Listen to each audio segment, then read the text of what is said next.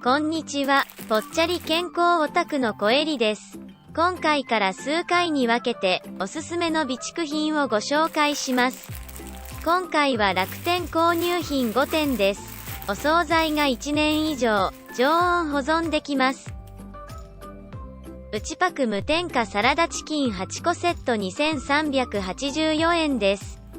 特徴は貴重なタンパク質の肉が長期間常温で保存できること。化学調味料、保存料、食品添加物不使用です。ちょっと小さめですが、長期保存できるのでおすすめです。今年4月中旬に購入したもので、期限は2023年9月末でした。パンフレットには1年7ヶ月、常温保存可能とあります。ちなみにもう1セット、リピ買いしました。サラダチキンの種類は4種類あります。唐突ですが、音声がバグってしまって、今回は自動音声にしました。4種類が2つずつの合計8個のセットです。1個あたり298円です。テレビで紹介されたそうです。それに農林水産省の災害時に備えた食品ストックガイドに掲載されています。安心できる食材です。しかも無添加の国産鶏肉。常温で開封し、そのまんま食べれます。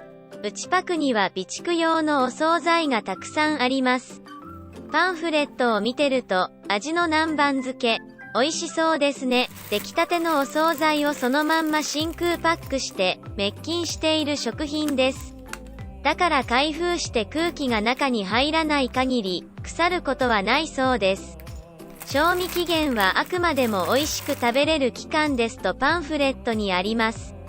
自己責任ですが、期限より長く保管できるかもしれません。井村屋さんのゆであずき2号館です。4月に購入、約3年も備蓄できます。豆類は長期保存できる備蓄におすすめの優秀なタンパク源です。これは業務用の 1kg タイプで734円でした。大豆は備蓄完了してます。ゆであずきは備蓄の粉物やお餅と合わせて使いやすいと思いました。これはパウチタイプで、期限は約2年。缶は約3年備蓄できます。これ1袋で4人前のぜんざいが作れます。長期保存可能なので、私は大容量の缶タイプを備蓄中です。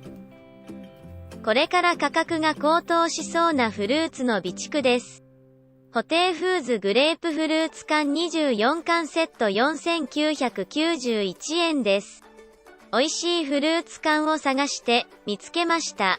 前に食べたことがあって、グレープフルーツがたっぷりで甘さ控えめ、美味しかったのを覚えてました。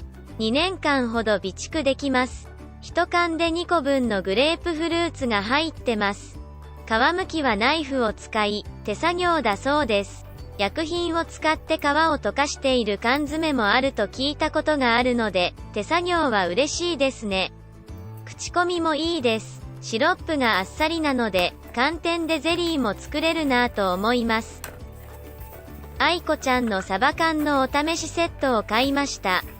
伊藤食品おいしいサバ缶詰5種類24缶セット4880円。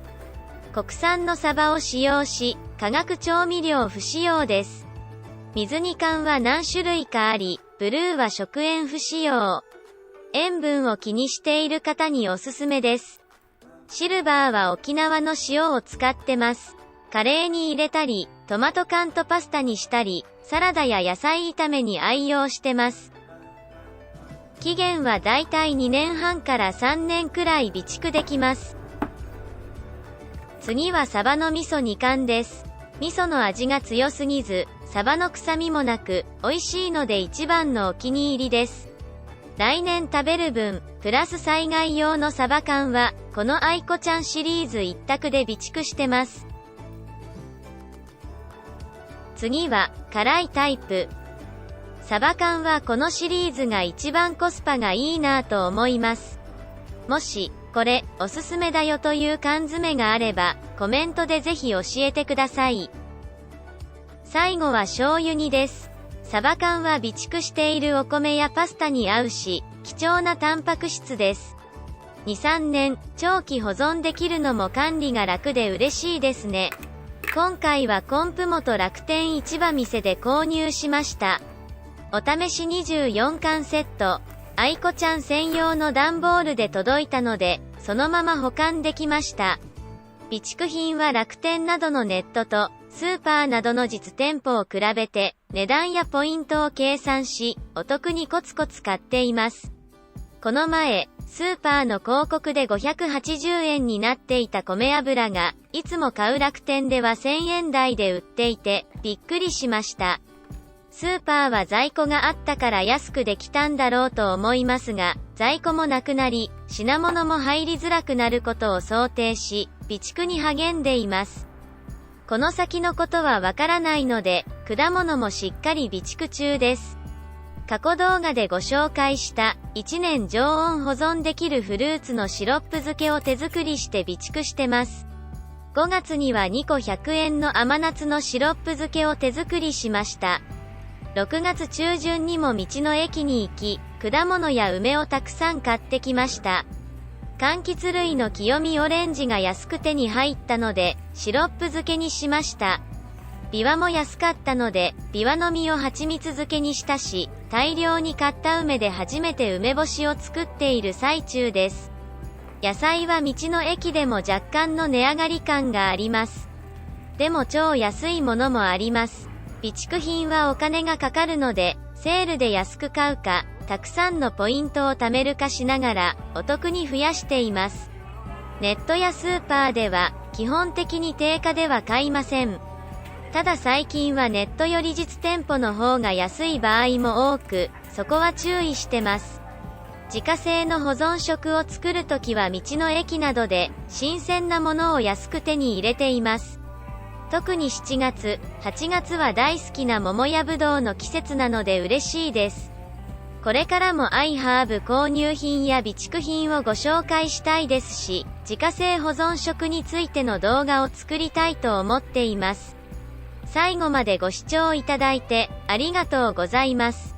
よかったら高評価、チャンネル登録お願いします。コメントもお待ちしてます。